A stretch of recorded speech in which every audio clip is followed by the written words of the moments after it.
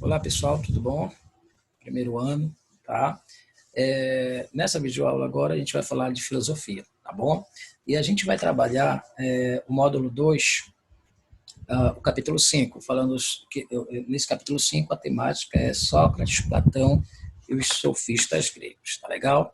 Então, como sempre, né, para dar aquele apoio para a gente aqui, eu vou colocar aqui umas imagens para a gente poder visualizar melhor, para ser mais didático essa nossa aula, tá ok? Muito bem. Então, vamos, né, falar um pouco sobre Sócrates, Platão e os sofistas gregos. Na verdade, nessa videoaula agora, a gente vai falar apenas de Sócrates e os sofistas, tá legal? O Platão vai ficar para uma próxima aula, tá certo? Muito bem. Sócrates e sofistas, né? Para eu começar a entender a filosofia de Sócrates e entender um pouco quem são esses sofistas gregos, tá? Eu tenho que primeiro localizá-los no tempo e no espaço, né? Então, Sócrates e os sofistas, um grupo de filósofos, tá? Que ensinavam, né? Vendiam o seu conhecimento para a sociedade ateniense, tá? Eles, na verdade, viveram esse período que os senhores e as senhoritas estão vendo aí na imagem, tá? O século V antes de Cristo, tá certo? Ora, aqui eu vou pedir para vocês lembrar um pouco da aula de história, né, do nosso querido professor Lenilson. E lembrar que vocês estão estudando, né, a Antiguidade Clássica, Grécia, Roma, e ao estudar os gregos, estão estudando as duas cidades-estados que mais se destacam, né, Atenas e Esparta. Sócrates ateniense. Então, qual é o momento que Sócrates está vivendo, né? Junto com os sofistas, né? Qual é a sociedade deles? Estão no século V a.C., que é o século de apogeu de Atenas, né? Atenas havia acabado de ganhar as guerras médicas, né? Contra os persas, uma guerra muito dura, né? Onde envolveu várias cidades-estados gregas se mobilizando, né? Nessa guerra, e Atenas se destacou. E após essa guerra, veio um momento de prosperidade muito grande para a cidade-estado de Atenas. Ela se destaca, ela se torna, né, a cidade-estado modelo daquele momento, no século V a.C., tá certo? Então, esse momento é tão importante de Atenas que é conhecido como século de ouro, né? Os historiadores falam século de ouro de Atenas, tá? E por que o século de ouro, mais uma vez, né? Porque é o momento que a sociedade ateniense, a cidade-estado de Atenas, ela passa a ser a grande referência para o mundo grego daquele momento. A referência política, a referência econômica, referência cultural, né? Não tenha dúvida disso. Então é um momento realmente de muita riqueza, né? De muito destaque de Atenas naquele momento, né? Também conhecida como o século de Péricles, né? Péricles, para só lembrar, né, a todos vocês, é aquele governante, né, do período democrático ateniense, né, um dos mais proeminentes governantes de Atenas, né, ele está governando Atenas nesse momento de glória de Atenas, de crescimento, né, de brilho, né, de brilho político, né, de brilho cultural, tá certo? Então, nesse exato momento aí, Atenas está vivendo cada vez mais a aperfeiçoamento das instituições democráticas, né? Atenas que veio numa evolução política, né, ao longo do tempo e chegando até o momento da democracia ateniense, né? Um momento onde nós temos aí Atenas como sendo o berço da democracia, né? Como está aqui na nossa imagem, né? Atenas está aqui, olha, Atenas, né, na Península Balcânica, se destacando nesse mundo grego, né? Como sendo o centro cultural, político, econômico da Grécia, tá certo? Ou seja, né, o teatro, né, a poesia, a filosofia, a política, o regime democrático, né, tudo isso está fazendo de Atenas o grande destaque, né, desse mundo grego a partir do século V antes de Cristo, tá certo? Passa a ser o padrão, passa a ser o modelo para todas as outras cidades e estados, na verdade. E é nesse contexto histórico que a figura de Sócrates está aparecendo, né? Nesse contexto que Sócrates está vivendo e está desenvolvendo a sua forma de pensar, a sua filosofia, na verdade. Tá? Só lembrando uma pequena observação, né, que sempre os alunos fazem, né, uma pergunta que sempre é colocada, se Sócrates existiu. Não, já que Sócrates não deixou nada escrito. Né? O que sabemos de Sócrates é por outros filósofos, principalmente pelo seu discípulo Platão. Tá? Então, sempre paira essa dúvida, né? Essa pergunta na cabeça dos alunos. Então, realmente, Sócrates não deixa nada escrito, né? Pelo menos nunca foi encontrado nenhum escrito, né, realmente direcionado ou atribuído a Sócrates, tá? Mas Platão, em suas várias obras, tá? Ele sempre está reportando, ele sempre está falando de Sócrates. Então, é o que nós temos e dentro dessas evidências, a gente discute, né, a filosofia socrática. Tá? Bem, século V, auge da democracia ateniense, tá certo? E eu estou batendo nessa tecla porque ela é importante para você entender a mudança de Atenas, a mudança filosófica que Atenas vai passar. Nesse momento, nós temos uma nova fase na filosofia grega. Né? Você se lembra que a gente já estudou os pré-socráticos, né? Tales de Mileto, Pitágoras, né? Parmênides, Heráclito e tal. E nós vimos que esses pré-socráticos, né? Que eles vão dar a pontapé inicial para a filosofia, né? Uma filosofia voltada agora mais para uma questão racional, uma explicação mais racional, mas esses pré-socráticos eles tinham como preocupação estudar a origem, né, das coisas, do universo, da natureza, analisar muito a natureza, a physis, né? Eles são chamados de filósofos da natureza também, os pré-socráticos, né? A partir do século V em diante, a gente já vai ter a filosofia grega se voltando para uma outra perspectiva. Ela não está mais se perguntando como é que o homem surgiu. Ela está se perguntando como é esse homem, qual é o papel desse homem dentro da sociedade grega. Né? A filosofia agora ela está preocupada em estudar o homem como um ser social, como um ser que convive com o outro dentro da sociedade. Né? A filosofia agora ela está muito mais preocupada com temas como a ética, a política, né, a arte, na verdade, né, a arte e a poesia como manifestação, né, do conhecimento racional do ser humano naquele momento. E é nesse contexto que Sócrates, né, e os sofistas estão vivendo, na verdade, tá certo? Bem, Sócrates, né? Falando um pouco sobre a filosofia socrática. Sócrates, a gente diz assim que a sua filosofia se pauta muito numa ética, né? A ética socrática, ela está voltada para a questão do racional, né? Como está dizendo aqui nessa imagem para vocês, né? O ser humano possui uma alma racional e é essencialmente formada de razão. E é na razão que devem ser fundamentadas as normas e os costumes morais. A ética socrática é racionalista, ou seja, o indivíduo que age conforme a razão age corretamente. Né? Ou seja, para Sócrates, a razão é o ponto crucial, né? É o ponto para se pensar a vida em sociedade. Né? Agir com razão, agir através da razão, é você agir corretamente. Né? E se você age corretamente, você é um bom indivíduo. Se você é um bom indivíduo, um bom cidadão, você é um cidadão ético. Né? Então, ética a socrática ela está pautada nessa questão da valorização da razão, do conhecimento racional, tá certo? Muito bem. Os sofistas que vivem nessa época também, né? Eles também estão ali desenvolvendo sua filosofia, tá? nesse momento de democracia. Os sofistas eram pessoas sábias, né, de conhecimento, muito conhecimento, que se dedicavam a ensinar. Ensinavam a oratória e a retórica aos jovens aristocratas e cobravam caro por seus serviços, na verdade.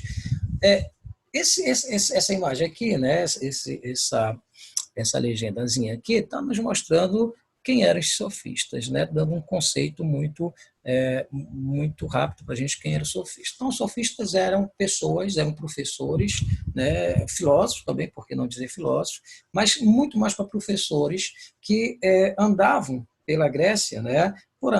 Principalmente Atenas, né? Mas em outras cidades-estados, mas estamos falando aqui Atenas, né? E vendia o seu conhecimento. Vendia como? Oferecia para ensinar. É o professor de hoje, né? O professor, ou na escola, ou o professor particular. Então, lembre-se que nós estamos aqui naquele momento de apogeu da democracia ateniense. A democracia ateniense ela se caracteriza pelo debate político, né? Pela participação do indivíduo nas instituições políticas, né? pela discussão no sentido do debate, de argumentação, tá? De impor as suas ideias, colocar suas ideias. Né? Então, o cidadão, o filho do cidadão, né? O adolescente, a criança, o adolescente, o jovem, ele está se preparando para ser o futuro cidadão, está se preparando para ser o futuro político de Atenas. Tá? E a arte da política, muito valorizada pelos atenienses, pelos gregos, principalmente pelos atenienses, né, se pautava muito na questão do debate, da oratória, da retórica. Ou seja, era preciso preparar essa criança, esse jovem, o futuro cidadão político, né, para ele ser alguém proeminente, alguém importante, que suas ideias pudessem ser aceitas, né, que suas ideias pudessem ter respaldo dentro da sociedade. Tá? Então, os sofistas eles tinham esse papel de ensinar, principalmente, lógico, né, quem pudesse pagar, quem podia pagar, e quem podia pagar eram indivíduos, eram filhos, né, da classe dominante em Atenas, os eupátridas, por exemplo, né? Mais tarde, na democracia, nós vamos ter também muitos outros grupos que vão ascender economicamente e politicamente, né? Mas principalmente o grupo dos eupátridas, né? A elite ateniense, na verdade.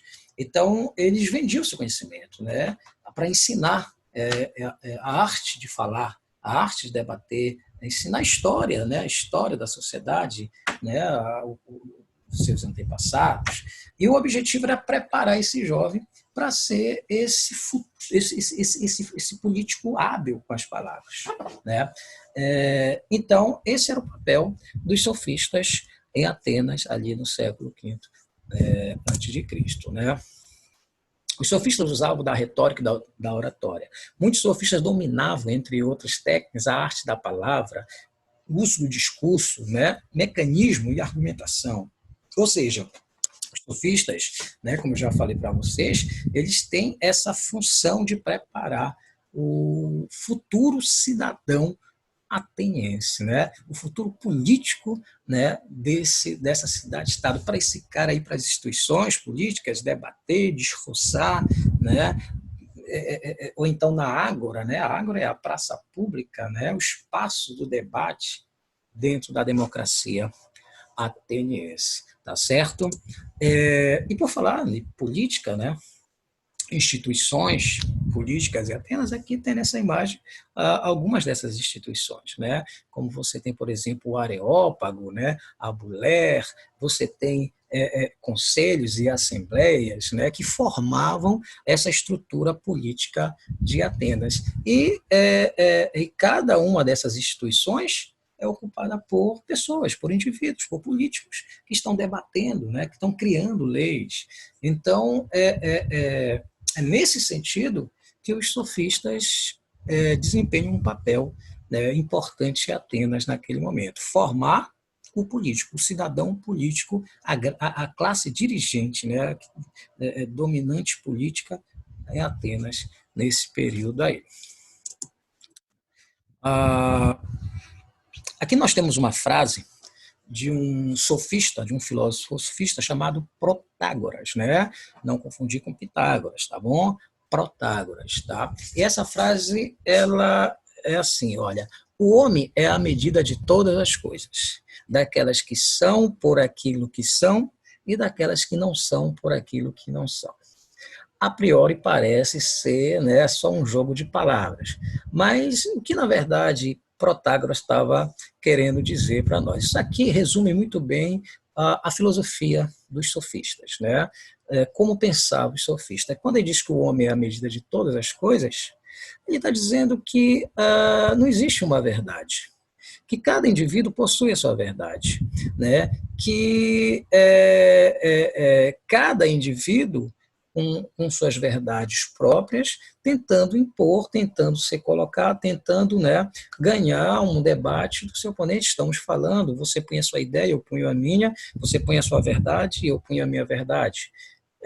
Vai prevalecer, né, quem tem o maior poder de persuasão, né, o maior poder de debate, de fala, de oratória, de retórica, quem pode argumentar melhor.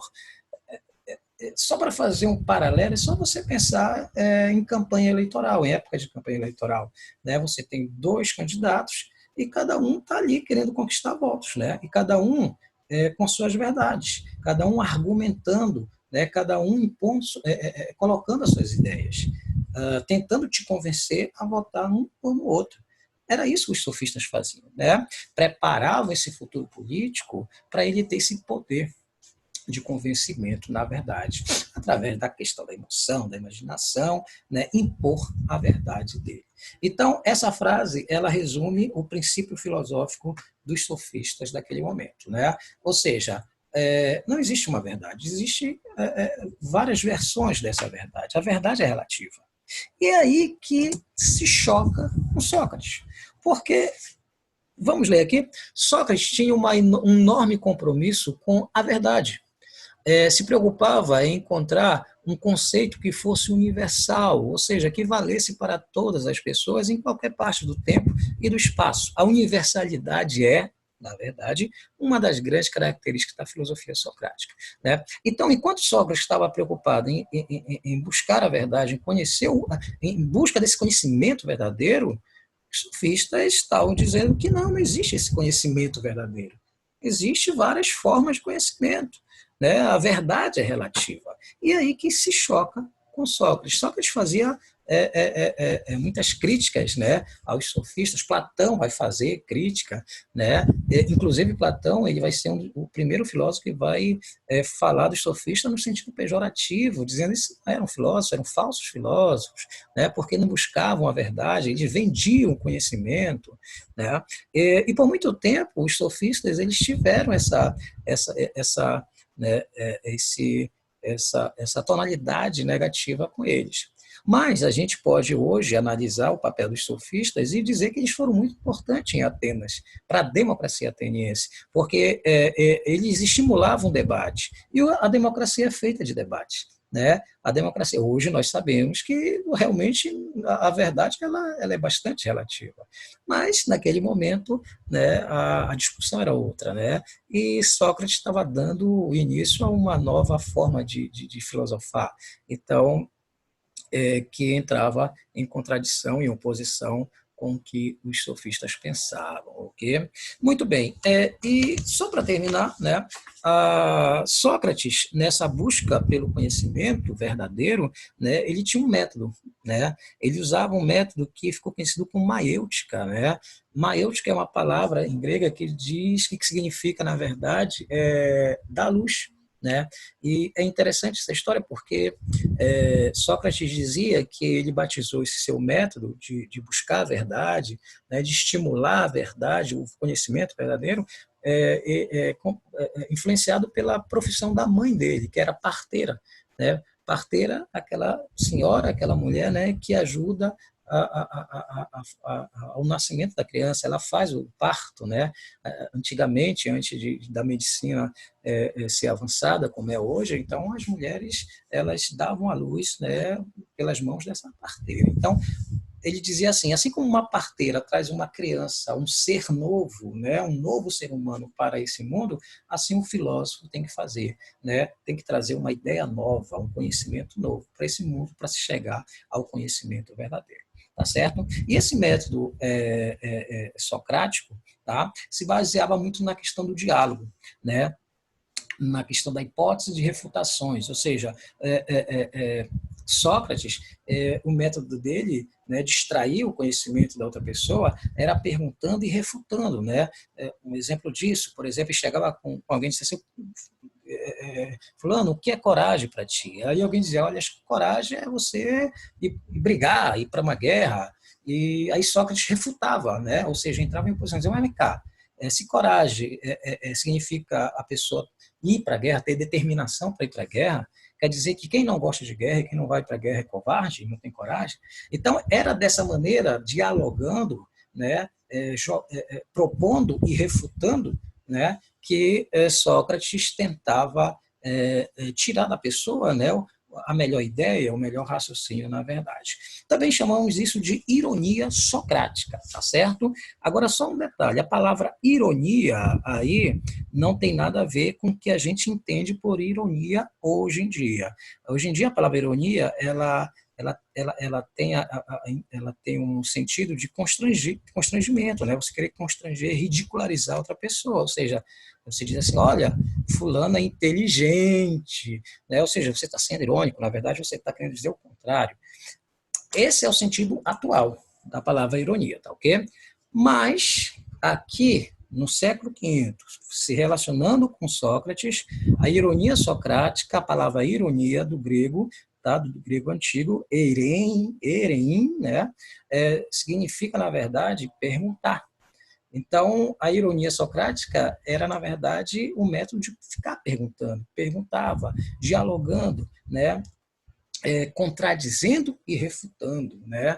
Para que as novas respostas pudessem ser mais refinadas, mais purificadas, né? A intenção de Sócrates era cada vez mais desfazer o pensamento mitológico, ilusório, né? E fazer com que a pessoa que estivesse respondendo pudesse cada vez mais usar a questão da razão. Olha, como a gente estava falando, né? A razão, né, é o centro da ética socrática, né? É o ponto principal. E será também do discípulo dele Platão e de outros filósofos que viriam depois, tá certo? Bem, pessoal, essa foi uma aula sobre, né, Sócrates e sobre os sofistas, tá bom? Dê uma lida no material de vocês, uma pesquisada, e na nossa próxima aula a gente vai falar um pouco sobre Platão, tá ok? Muito bem. Então, até uma próxima aula, não esqueçam, lave bem as mãos, não saiam de casa, tá ok? Então, até lá, um grande abraço a todos, ok? Tchau, tchau.